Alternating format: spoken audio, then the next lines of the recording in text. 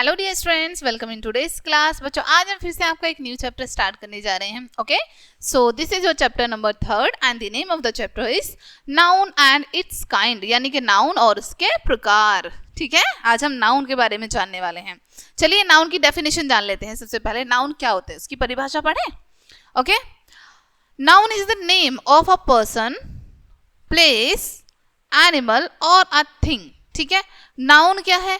किसी व्यक्ति, वस्तु, किसी व्यक्ति, स्थान, पशु या फिर वस्तु का नाम होता है। ठीक है, अब हिंदी में देख लेते हैं। किसी व्यक्ति, वस्तु या स्थान के नाम को हम क्या कहते हैं? संज्ञा। हिंदी में कहते हैं हम संज्ञा और इंग्लिश में नाउन। ठीक है, किसी भी पर्सन का नाम हो, ठीक है, राम, मोहन, ठीक है, किसी भी प्लेस का नाम हो, दिल्ली, हापुड़, ठीक है, इस तरीके से। किसी भी एनिमल का नाम हो, डॉग, टाइगर, बफेलो, काओ। ओके, किसी भी थिंग का नाम हो, पेन, ठीक है, टेबल, चेयर, बुक, इस तरीके से। किसी भी इनमें से किसी का भी नाम हो, उसको हम क्या कहते हैं? हमारा नाउन, संज्ञा कहते हैं। ठीक है, अब देखो, जैसे राधा, चेयर, दिल्ली, etc। यहाँ पर आपको एग्जाम्पल देके बताए हैं। अब देखो पर्सन के नाम में कैसे आ सकते हैं, क्या क्या, जैसे मैंने अभी आपको बताया था, रोहित, श्याम, नेहा, नितिन, etc। ये सभी पर्सन्स के नेम होते हैं। आपका नेम, ठीक है, आपके भाई का नेम, बहन का नेम, मम्मी का, पापा का नेम, कि सबका नेम आ जाता है। एनिमल में डॉग्स, लायन, एलिफेंट, काउ, यानी जितने भी एनिमल हैं वो सब आ जाएंगे। ओके, एनिमल्स के नेम। बर्ड में बर्ड्स के name, duck, parrot, cock, swan, etc।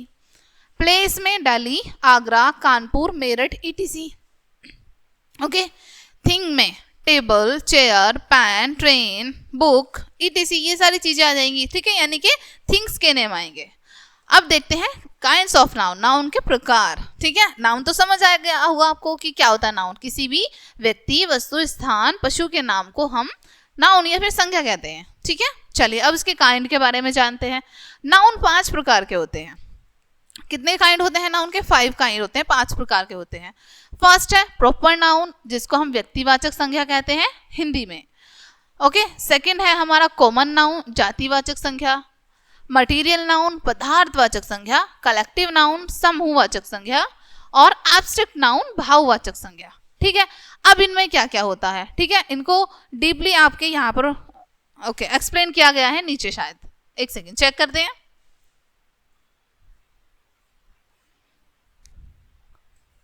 हाँ जी, एक्सप्लेन किया गया है। ठीक है, तभी हम रीड करेंगे नीचे आते आते। चलिए, अब जैसे आपको यहां पर बताया था,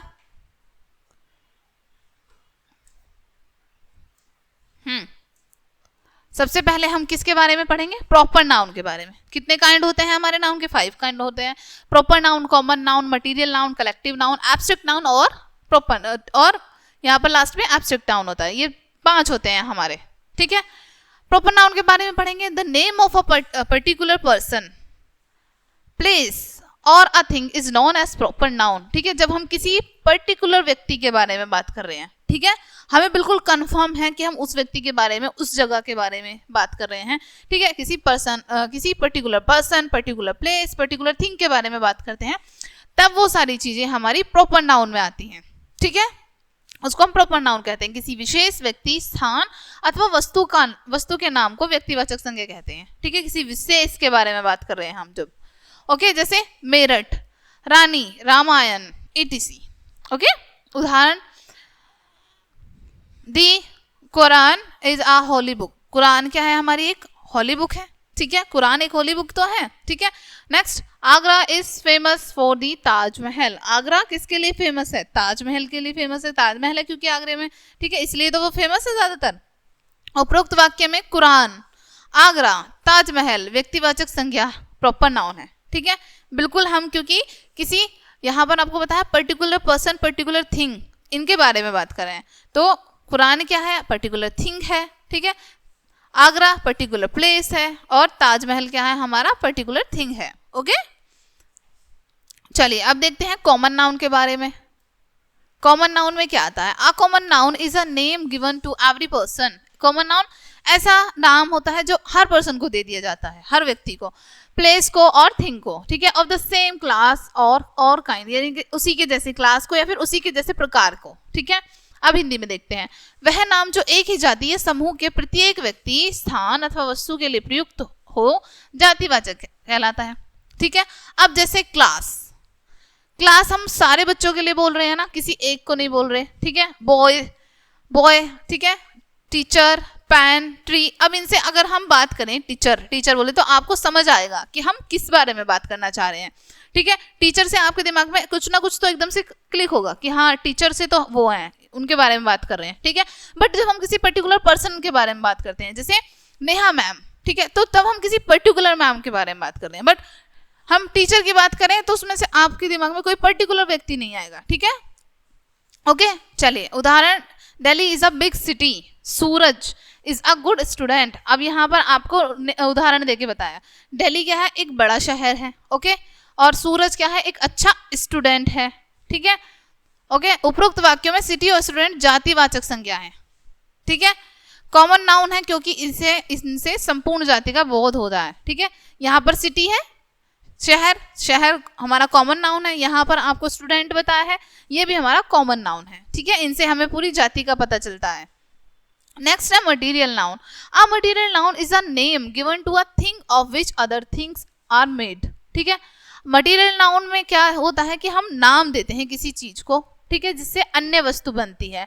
अब जैसे पदार्थवाचक संज्ञा वह नाम है जो ऐसी वस्तु के लिए प्रयुक्त होता है जिसमें अन्य वस्तु बनाई जाए। ठीक है, जिससे अन्य वस्तु बने, जैसे silver, steel, water, milk, etc. ठीक है, क्या आ जाएगा हमारा मटीरियल नाउन में, मटीरियल्स के नेम आ जाएंगे जिनसे अन्य वस्तु बनाई जाती हैं। जैसे सिल्वर है, सिल्वर से ज्वेलरी भी बनती है और इनसे हमारे यूटेंसिल्स भी बनते हैं, स्टील से भी बनते हैं, और वाटर, बहुत सारी चीजें होती हैं वाटर से तो जो बनती है, मिल्क से भी बनती हैं बहुत सारी चीजें, है ना, लाइक कर्ड, पनीर। ओके, उदाहरण देखो, अब the ring is made of gold. Ring किससे बनी है, ये गोल्ड से, तो गोल्ड क्या है हमारा मटीरियल नाउन है।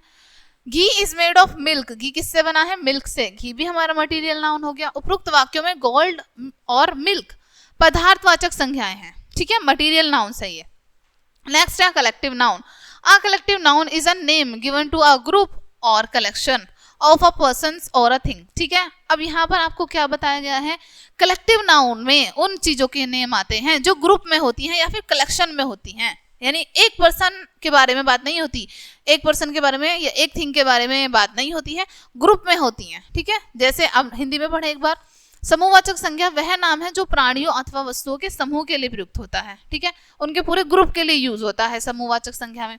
जैसे फैमिली, आर्मी, पुलिस, ईटीसी। ठीक है, तो ये किसी फैमिली जो है एक पर्सन के लिए यूज होता है नहीं ना, फैमिली तो फैमिली के लिए यूज होता है जिसमें एक पर्सन तो होते नहीं है, एक से ज्यादा ही ज्यादा होते हैं, राइट, तो ग्रुप के लिए यूज होता है।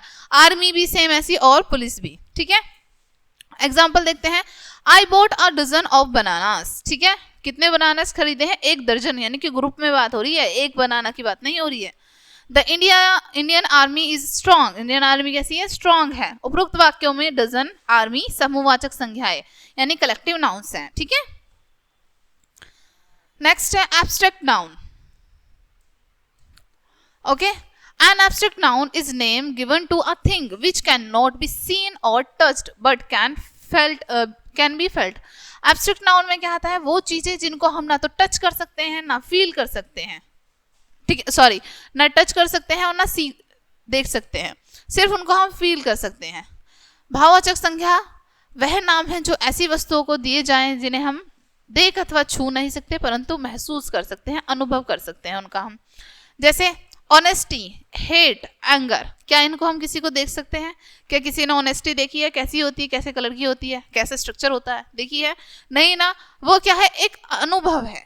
ठीक है, एक भाव है। हेट भी सेम ऐसा ही, और एंगर भी, गुस्सा भी। उदाहरण, honesty is a best policy. Honesty क्या है, बेस्ट पॉलिसी, सबसे अच्छी नीति है। Do not hate the poor, गरीबों से नफरत या फिर गरीबों से हेट मत करो। उपरोक्त वाक्य में ऑनेस्टी, हेट भाववाचक संज्ञा है। ये क्या है, भाव भी तो है हमारे अंदर के, भाववाचक संज्ञा है, इनको हम क्या कहेंगे, एब्स्ट्रैक्ट नाउन। देन आपको एक्सरसाइज कंप्लीट करनी है। Pick out the noun and say whether they are proper, common, collective, material और एब्स्ट्रैक्ट। यहाँ पर आपको सेंटेंसेस दिए हैं, इनको आप रीड करेंगे और फाइंड आउट करके यहाँ लिखेंगे कि क्या ये प्रॉपर नाउन है, क्या इसमें कलेक्टिव नाउन है, क्या ये कॉमन नाउन है, इस तरीके से। Okay, next, each phrases below has a collective noun, ठीक है, यहाँ पर आपको फ्रेसेस दी हैं, इनमें कलेक्टिव नाउन है। Completed by putting in the missing words, missing words यहाँ दिए हैं, मिसिंग वर्ड्स को ढूंढ के कि यहाँ पर ये आना चाहिए, यहाँ पर ये कंप्लीट करके आप लिखेंगे। Underline the abstract noun, abstract noun तो आप इजीली कर पाएंगे, ठीक है, एब्स्ट्रैक्ट नाउन को अंडरलाइन करनी है, जैसे यहाँ पर हैप्पीनेस, जस्टिस और लाफ्टर, इस तरीके से, ठीक है बच्चों। ये चैप्टर यहीं पे आपको फिनिश होता है। आई होप ये चैप्टर आपको काफी अच्छे से समझ आया होगा। मिलते हैं नेक्स्ट वीडियो में एंड थैंक्स फॉर वॉचिंग।